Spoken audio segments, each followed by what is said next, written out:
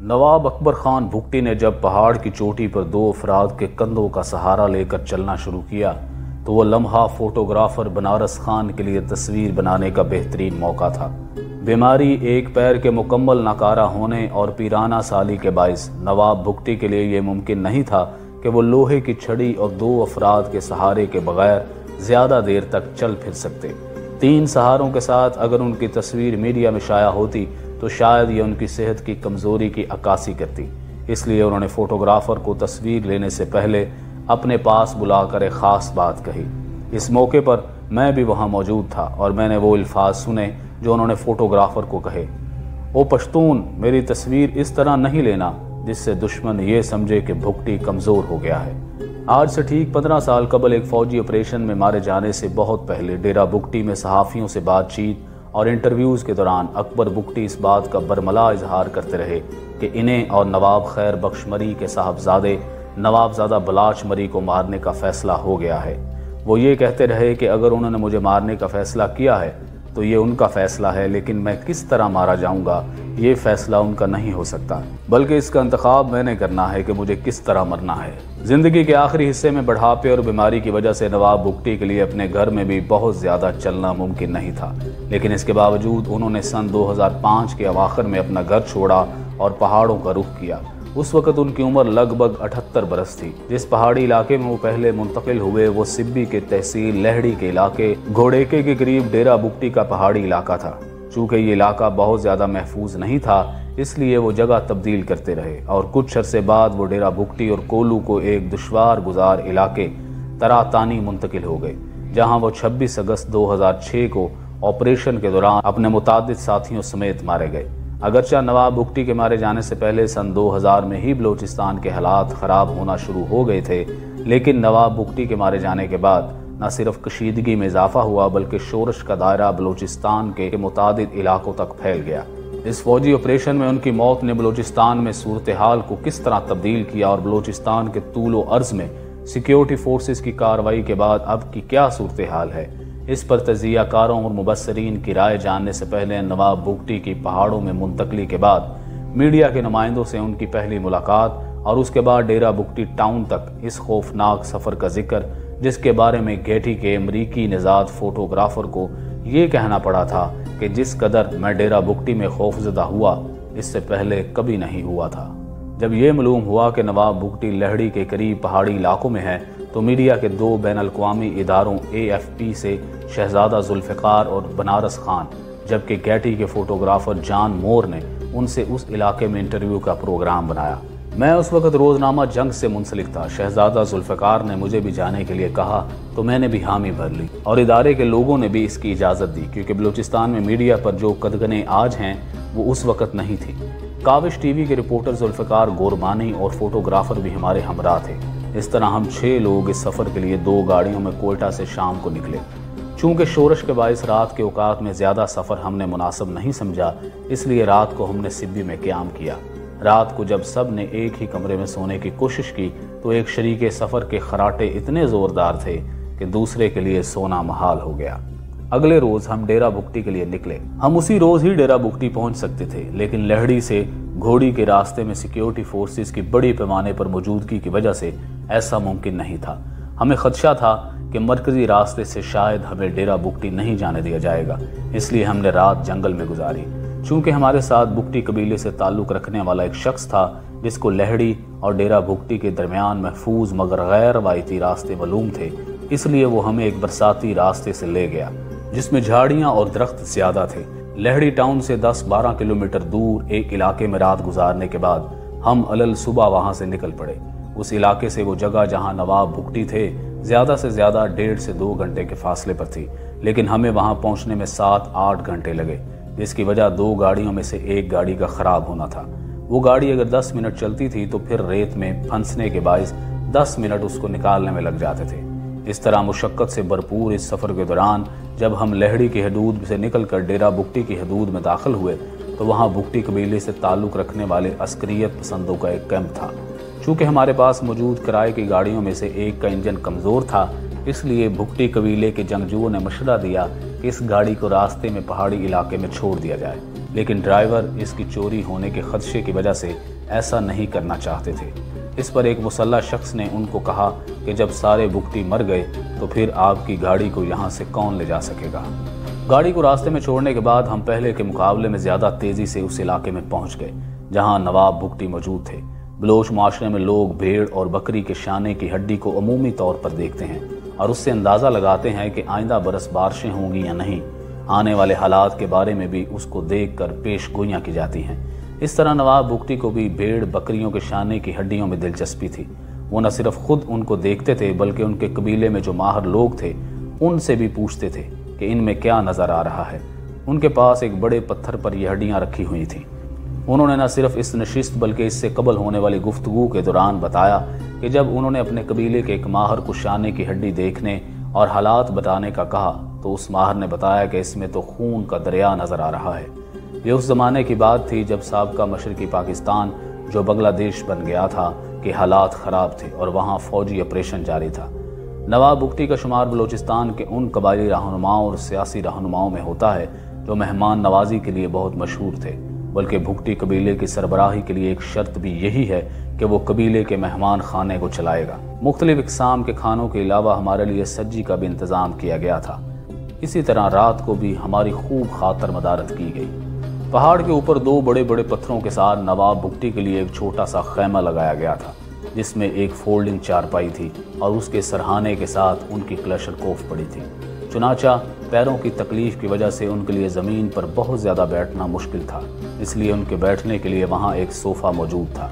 चुनाचा वो सर्दी के दिन थे, इसलिए रात को खनकी में इजाफे के बाइस वहाँ लकड़ियाँ जलाई गईं और रात गए तक नवाब भुगती से मुख्तलिफ मौज़ूआत पर बात होती रही। अगले रोज़ चूँकि गेटी के फ़ोटोग्राफ़र जॉन मोर को डेरा भुगती और वहाँ से कोलू जाना था, इसलिए उन्होंने इसकी ख्वाहिश ज़ाहिर की कि जिस पर नवाब भुगती ने उनका इंतज़ाम किया। चुनाचा नवाब भुगती के पहाड़ों का रुख करने के बाद डेरा भुगती टाउन वीरान पड़ा था, इसलिए बाकी लोगों ने भी इस ख्वाहिश का इजहार किया। तो इस पर नवाब भुगती ने कहा कि इसका मतलब है कि 6 के 6 को मरना है। अगरचे हमने नवाब भुगती की इस बात को मजाक के तौर पर लिया, लेकिन आगे चलकर हमें मालूम हुआ कि माहौल कितना खौफनाक और वहशतनाक था। नवाब भुगती के साथ ही डेरा भुगती से लोगों की बहुत बड़ी तादाद निकल गई थी। ताहम जिन दिनों में हम डेरा भुगती गए तो उस वक्त तक नवाब भुगती के किले पर अस्करियत पसंद मौजूद थे। चुनाचा मुसल्लह अफराद के बगैर हम डेरा भुगती टाउन तक अपने तौर पर नहीं जा सकते थे, इसलिए उनके साथ होते हुए डेरा भुगती के गिरदोनवा में सिक्योरिटी फोर्सेस की चेक पोस्टों की वजह से दिन की रोशनी में टाउन तक पहुंचना मुमकिन नहीं था। इसलिए हम संगसेला से सपहर को निकले ताकि रात की तरीकी में वहां पहुंच सकें। हम वहां से 3 गाड़ियों में निकले और अंदाजन 1-1.5 घंटे के सफ़र के बाद मगरिब का वक्त हो गया। चुनाचा ये बताया गया कि गाड़ियों की हेडलाइट्स की सूरत में हमले का खदशा है, इसलिए जब तक मुमकिन अंधेरा नहीं हुआ उस वक्त तक हम बगैर लाइट के सफ़र करते रहे। मुकम्मल अंधेरा छा जाने के बाद सफ़र का इन्हिसार सिर्फ गाड़ियों की पार्किंग लाइट्स पर रह गया था। चूँकि वो पहाड़ी इलाका था और लाइट्स के बगैर गाड़ियों की रफ्तार इंतहाई कम करना पड़ती थी, इसलिए ड्राइवरों के लिए पार्किंग लाइट एक गनीमत से कम न थी। लेकिन 1.5 घंटे के बाद न सिर्फ पार्किंग लाइट्स को बंद किया गया बल्कि ब्रेक की लाइट्स को भी खोलकर उनसे बल्ब निकाल दिए गए। एक तरफ हम एक ऐसे इलाके में थे जहां जंगी सूरत हाल की वजह से कुछ भी किसी भी वक्त होने का खौफ था, जबकि दूसरी जानिब पहाड़ी इलाके में गुप्त अंधेरे में गाड़ियों के खाइयों में गिरने का खौफ उसके अलावा था। इस माहौल में पार्किंग लाइट पर सफ़र जारी था, लेकिन अचानक हमसे आगे वाली गाड़ी जिसमें मुसल्लह अफराद बैठे थे अचानक रुक गई। उनके पास वायरलेस के सेट भी थे। जब हम उनके करीब पहुंचे और उनसे रुकने की वजह पूछी तो उनका कहना था कि इन गाड़ियों की नकलो हरकत का सिक्योरिटी फोर्सेस को पता चल गया है, इसलिए गाड़ियों पर हमला हो सकता है। गाड़ियों को रोकने के बाद उन्होंने न सिर्फ पार्किंग लाइट्स को बंद किया बल्कि ब्रेक की लाइट के बल्ब निकाल दिए ताकि ब्रेक लगाने की सूरत में उनसे रोशनी पैदा ना हो। जब रोशनी का कोई इंतज़ाम नहीं रह गया तो गाड़ियों की रफ्तार बिल्कुल ना होने के बराबर रह गई और ड्राइवर के साथ अंदर बैठे लोग मुस्तकिल खिड़कियों से सर निकाल कर उनको कभी ये बता रहे थे कि दाएं जानिब ज़्यादा मत बढ़ो और कभी ये बता रहे थे कि बाएं जानिब खतरा है। डेरा भुगती टाउन से पहले पहाड़ों पर सिक्योरिटी फोर्सेस की चेक पोस्टें थी, इसलिए उनसे बहुत पहले गाड़ियों के अंदर घड़ियों और मीटरों की रोशनी को छुपाने के लिए भी उन पर चादरें डाल दी गई। चुनाचा डेरा भुगती टाउन में नवाब के किले के करीब गाड़ियों की आवाज़ से मसला पैदा हो सकता था, اس لیے گاڑیاں اس چیک پوسٹ سے پہلے درختوں کے نیچے کھڑی کر دی گئیں، جہاں سے نواب بگٹی کے قلعے تک اندازاً آدھا گھنٹے تک پیدل چلنا پڑا۔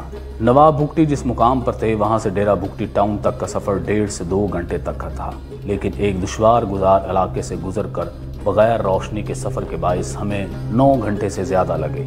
بگٹی عسکریت پسندوں کے سوا ہم سب کے لیے یہ خوفناک سفر تھا۔ جب ہم نے ڈیرہ بگٹی میں نواب بگٹی کے نئے زیر تعمیر مہمان خانے میں پہنچنے کا سکھ کا سانس لیا تو جان مور نے کہا کہ خوف کا ایسا ماحول انہوں نے پہلے کبھی نہیں دیکھا۔ جان مور نے بتایا کہ انہوں نے عراق اور افغانستان میں جنگوں کی کوریج کی، لیکن وہ وہاں اتنے خوف زدہ نہیں ہوئے جتنے کہ اس 9 گھنٹے کے دوران ڈیرہ بگٹی میں ہوئے۔ یہ پہلا موقع تھا کہ ہم نے نواب بگٹی کے گھر کو اندر سے بھی دیکھا، بالخصوص ان کے ذاتی استعمال کے کمروں کو بھی باہر سے دیکھا جو گولے لگنے کی وجہ سے متاثر ہوئے تھے۔ نواب بگٹی کا شمار بلوچستان کے زیادہ دولت مند قبائلی عمائدین میں ہوتا تھا، لیکن ان کے گھر اندر اور باہر سے ایسے نہیں لگتے تھے کہ یہ کوئی پیسے والے بڑے نواب کے ہیں۔ ان کے قلعے کے باہر مسلح جنگجوؤں کے سوا کوئی اور نہیں تھا، جبکہ ڈیرہ بگٹی اور بازار میں بھی مکمل طور پر ویران تھا۔ ہمیں وہاں مسجد بھی دکھائی گئی جو گولہ باری سے متاثر ہوئی تھی، چنانچہ وہاں نواب بگٹی کے مخالفین کے علاوہ باقی سب لوگ نکل چکے تھے، اس لیے ہماری کسی عام آدمی سے بات چیت نہیں ہو سکی۔ وہاں قلعے میں جو مسلح لوگ تھے انہوں نے ڈیرہ بگٹی کی ویرانی کی تمام تر ذمہ داری حکومت اور ایف سی پر عائد کی۔ انگریزوں کے دور میں موجودہ بلوچستان 2 حصوں ریاست کلات اور برٹش بلوچستان پر مشتمل تھا۔ برٹش بلوچستان براہ راست انگریزوں کی عملداری میں تھا، چنانچہ ڈیرہ بگٹی برٹش بلوچستان میں تھا، جس کے باعث نواب بگٹی شاہی جرگے کے ممبر ہونے کے ناطے ان قبائلی عمائدین میں شامل تھے جنہوں نے پاکستان کے حق میں ووٹ دیا۔ قوم پرست حلقوں کے مطابق قیام پاکستان سے لے کر جنرل مشرف کے اقتدار میں آنے سے قبل تک بلوچستان میں 3 فوجی آپریشن ہوئے، لیکن ان میں سے ڈیرہ بگٹی میں کوئی نہیں ہوا، کیونکہ نواب بگٹی یا ان کے قبیلے کے لوگ ان کارروائیوں کا حصہ نہیں تھے جن کو اس وقت کی حکومتوں کی جانب سے بغاوت قرار دیا جاتا رہا۔ تو پھر وہ کیا وجوہات تھی کہ مشرف کے اقتدار سنبھالنے کے بعد ڈیرہ بگٹی میں بھی حالات خراب ہوئے اور وہاں بھی گیس کی تنصیبات کو نشانہ بنانے کا سلسلہ شروع ہوا؟ مشرف حکومت کی جانب سے 3 قبائلی سرداروں نواب خیر بخش مری، نواب بگٹی اور سردار عطا اللہ مینگل کو بد امنی کے حالات کا ذمہ دار ٹھہراتے ہوئے کہا گیا کہ حکومت میگا پروجیکٹ شروع کر کے بلوچستان کو ترقی دینا چاہتی ہے، جبکہ یہ سردار ترقی کے مخالف ہیں، اس لیے وہ بد امنی پھیلا رہے ہیں تاکہ لوگ ترقی نہ کر سکیں اور اس طرح ان کی غلامی سے نکل نہ سکیں۔ سرکاری حکام کی جانب سے نواب بگٹی سمیت 3 سرداروں پر ملک کے خلاف بغاوت اور اس کو نقصان پہنچانے کے الزامات لگائے جاتے رہے۔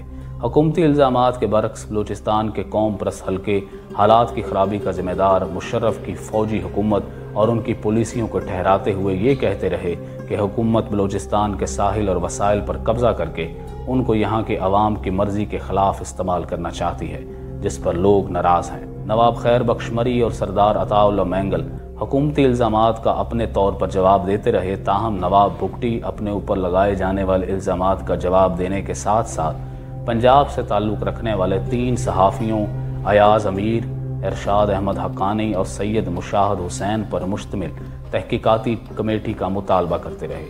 ان کا کہنا تھا کہ یہ صحافی ان کے خلاف حکومتی الزامات کی تحقیق کریں اور اگر یہ الزامات ثابت ہو جائیں تو وہ ہر قسم کی سزا کے لیے تیار ہوں گے۔ بول نیوز کے بیورو چیف اور سینئر تجزیہ کار شہزادہ ذوالفقار کا کہنا ہے کہ معاملات بات چیت کے ذریعے حل ہو سکتے تھے، لیکن بعد قوتیں یہ نہیں چاہتی تھی، جس کی وجہ سے معاملات پوائنٹ آف نو ریٹرن تک پہنچ گئے۔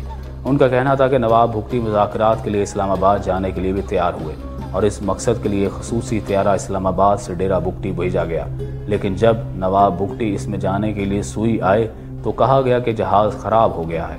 انہوں نے بتایا کہ نواب بگٹی نے جہاز کے ٹھیک ہونے کا انتظار کیا، لیکن جب انہیں محسوس ہوا کہ جہاز کی خرابی ایک بہانہ ہے تو وہ واپس ڈیرہ بگٹی کے لیے روانہ ہوئے اور ان کی روانگی کے فوراً بعد جہاز سوئی سے پرواز کر کے چلا گیا۔ شہزادہ ذوالفقار کے مطابق بعد لوگ یہ سمجھتے تھے کہ نواب بگٹی کی اہمیت نہیں، وہ ادھر ادھر ہو جائیں گے اور معاملات ٹھیک ہو جائیں گے۔ جنرل مشرف تو اعلانیہ کہتے تھے کہ بلوچستان کے 72 سردار ان کے ساتھ ہیں، جبکہ صرف 3 سردار ریاست اور ترقی کے خلاف ہیں۔